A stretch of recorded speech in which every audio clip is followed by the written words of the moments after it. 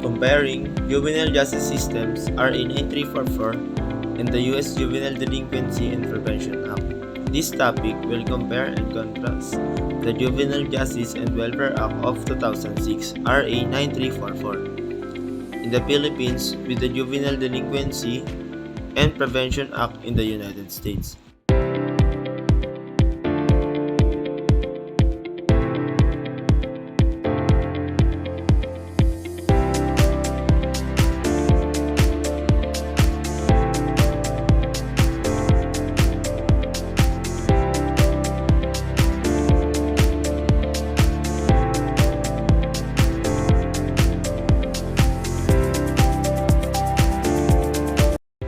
Both laws aim to address the issue of juvenile delinquency, but they differ in their approaches, philosophies, and specific provisions. Similarities: focus on rehabilitation. Both RA 9344 and U.S. Juvenile Delinquency and Prevention Act prioritize rehabilitation over punishment for juvenile offenders.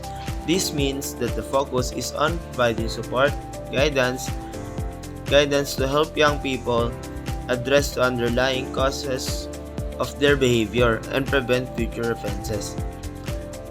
Emphasize on diversion. Both systems encourage diversion programs aiming to keep youth out of the formal justice system whenever possible.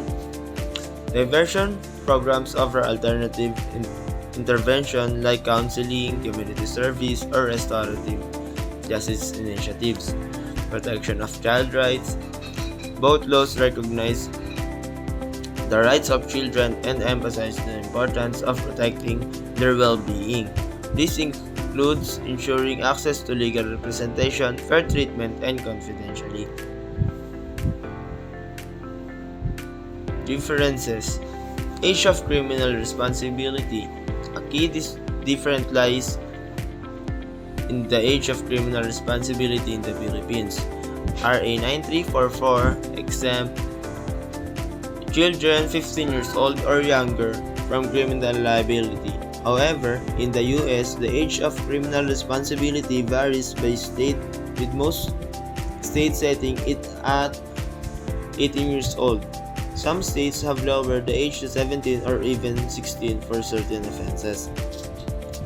Focus on family involvement. RA 9344 strongly emphasize the involvement of families in the rehabilitation process, recognizing the crucial role they play in supporting young offenders. The U.S. system also emphasizes family involvement, but the extent of this involvement may vary depending on the state and the specific circumstance of the case.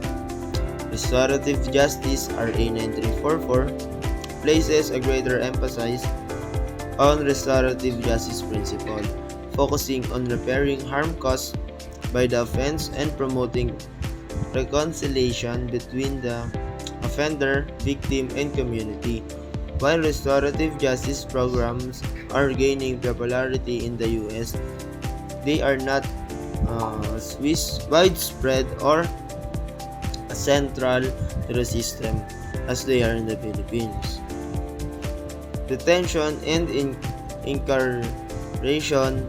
While both systems aim to minimize detention and incarceration, the U.S. system generally has a higher rate of detention of incarceration for juvenile offenders. RA 9344 emphasize alternative measures like community-based programs and diversion options to keep youth out of detention facilities.